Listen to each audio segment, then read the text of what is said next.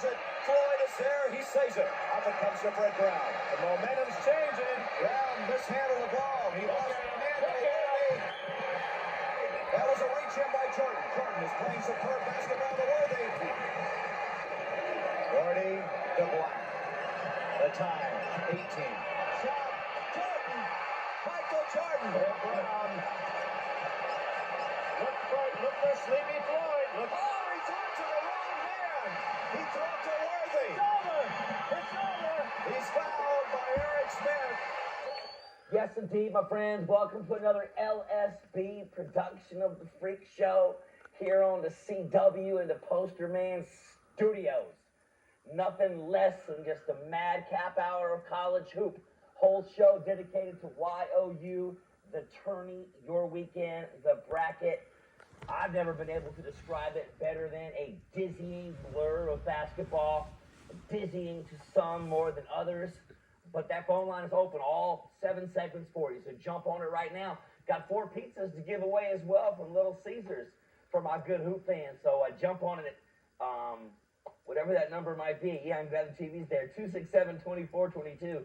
That's what happens when you take 4 days off. 267-2422. Really only 2 days. But the thing is, those 2 days come back and bite me in the behind because I have to work Thursday and Friday night. And for some reason, America, New York, the same channel that took your Louisville Siena game off in just ridiculous television production value, not using their common sense, saying, do you understand those people down there have nothing else? If you put this stupid Marquette game on and this USC game that is really over on, you are just so dumb. And then to see the complaints come in like an hour after the game was over, call like Richie Catapano in New York or whatever it was they gave his email. I was like, it's not us, man. But you know what? All I have to say is, number one, before I get to the BJ starting 5, I just want to lead off with Siena.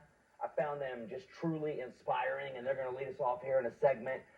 But the way that those young men, obviously Ronald Moore, the point guard, despite a bad shooting day, and your boy Ubilis just handled themselves was certainly amazing. The storylines nationally, and I love them. And basically, my tournament in a minute. If I could do it real quick here. So look at my bracket. I'm still alive in 2 brackets to win $4,000. I am definitely getting crushed in the Sports Buzz bracket, like in 60th place. But just when you go back, boom, so Siena losing to Ohio State, that might have been the first one to kill people. Utah losing to Arizona might have killed you real early on. Wake Forest, the only shocker of the tournament, pretty much. West Virginia hurt a lot of people. BYU, Texas A&M was a toss-up to me. I did not like that day at all. You had Maryland running Cal, and then you get schooled by Memphis when Vasquez ran his mouth saying that Memphis would be a so-so, also ran in the ACC. Oklahoma State fighting like a champion. Pittsburgh hasn't looked good in either 2 games. Villanova, Duke coming up. Villanova looks on fire right now. LSU Butler hurt me in one pool, but not in this one. Western Kentucky Gonzaga, the game of the whole thing. Clemson, another punk. Syracuse, red hot. Oklahoma, underestimated. I don't know. The BJ starting 5 on a great Monday, followed by your phone calls. Survive and advance. Old Jimmy Valvano said that, and obviously old Bobby Valvano was doing the Creighton, Kentucky game that'll come up here in a second. Look how much better the cards look than I do on TV. Look at Clark, the nice bounce pass, diagonal to TW. And then here, of course, the miracle 3 by Preston Knowles. Just think what that run that Siena had would have been like with that 3 not counting. There was something I find very alarming from a Cardinal fan. Nick Wise, Ronald Moore had a bad shooting day, but kept his head about him, was able to penetrate deep into the Louisville zone, which Siena screened well and was able to dish at the last second. Of course, Earl Clark stripped more than Amber Green on a good weekend over there at Trixie's. How many times did Earl Clark get just punked? And then, just whatever. Patino comes out. I never knew if I had a real team. I don't know what that meant. And, of course, give Terrence Williams his cape. God bless Louisville for answering the charge and not folding. God bless Siena Moore for representing what the tournament has always been about. And I think nice matchups for Louisville all the way through. As we roll on the BJ starting 5, Ubilis was a man. I need for me to win $4,000. Kansas has to beat Michigan State. Okay, is that asking a lot? Can't 3 against 2. UConn has to beat Purdue. Not bad. This is for me to win $4,700. Memphis has to beat Missouri. 2 or 3 can happen. Pitt has to beat Xavier. Villanova has to beat Duke. Villanova's playing better than Duke. Carolina has to beat Gonzaga. And Oklahoma has to beat Syracuse. Then Carolina has to beat Oklahoma. Pitt has to beat Villanova. Louisville has to beat Kansas. UConn has to beat Memphis.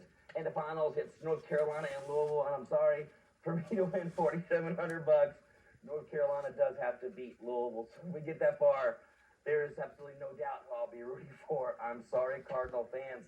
How about Creighton and Kentucky tonight? The best thing about this game was that the Creighton fans made it an event, not just a game. It was known as the biggest game at Creighton since Ray Myers' DePaul teams of the early 80s. And despite golf ball-sized hail, the place was sold out 6-9-8-4, loud tornado warnings, old ladies jumping up and down. This game was I'm up by 5, you're up by 5, I'm up by 5. Your boy P. Allen Stinnett and Antoine Young face guarded Meeks all day long, but Meeks did wake up with 16. Perry talking about waking up. 13 and 10 and 5 offensive on the 10. Of course, all Perry has to do is score 10 to catch a 10 and 1, but Billy don't need no third score. Bottom line of this game, march on. Notre Dame coming up. You want war, I want war. Bottom line is how funny would it have been on the phone lines if Louisville lost to Siena, and to hear the Kentucky fans right now, it would have been like worth its weight in gold. And not that I was rooting for Siena. It would just been to hear those Kentucky fans laughing at you. Me as a neutral fan who got swamped and raped by Memphis and just decapitated and fed to my dead children. You're going to play jazz flute tonight, Mr. Burgundy? I see you are. It's cool. We have a phrase for you. It is the blood of the wolves will flow down the rocky canyons into the mouths of the children. Receive it. And the streets will flow with the blood of the non-believers. Number 3, our small forward. Again, reviewing rounds of 2, 1 and 2, 1 and more. What did you like? Obviously, that was the game of the tournament. And just let me say something. New coach, a lot of the same players, bad referee calls, obviously, on a couple timeouts. I think that Coach McDonald wants. But I just want to tip my cap, man, to the toppers of Western Kentucky for being the most consistently dogged, wonderfully professional in their approach to the game. A team in the true sense of every word. And your boy, Mendez Valdez, Stephon Pettigrew, coming from E-Town. But, you got to love the Mexican because he's been there. He's been fighting his butt off. Brian Hatch used to make fun of him upstairs. And they lost a couple big players from last year, obviously. But A.J. Slaughter's still running it. And Gonzaga could have killed a lot of brackets. But I got to give much love to what Western Kentucky has done the last 2 years. Hopefully other people have done it in this profession as well. Sweet 16 will be here all Thursday night watching it with you. Purdue, UConn, Xavier, Pitt, Mizzou, Memphis, and Nova Duke. All right here Thursday night, me and Evan Daniels over there at the sports desk. Watching the late. Why do they start at 10 o'clock? Why? Why do they start at 10 o'clock? Games at 10 o'clock? Why am I talking like I'm Billy Crystal's Jewish father in a deli? I just don't know.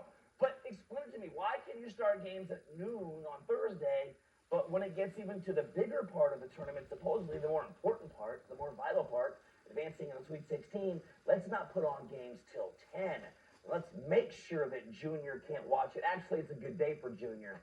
I'll never forget, like 1976-ish, Dolphins and Jets were playing on Monday Night Football, and it was like until 8:30, 9 o'clock start, maybe even 8, and it was past my bedtime.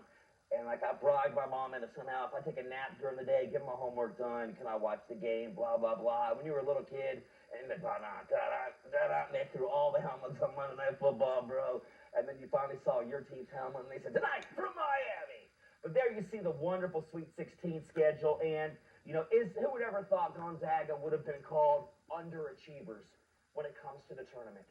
Arizona's a dangerous matchup for Louisville, but most likely not one that will be suicidal because Arizona's biggest weakness, 1 minute as we roll on, the BJ starting 5, Arizona's biggest weakness is no depth.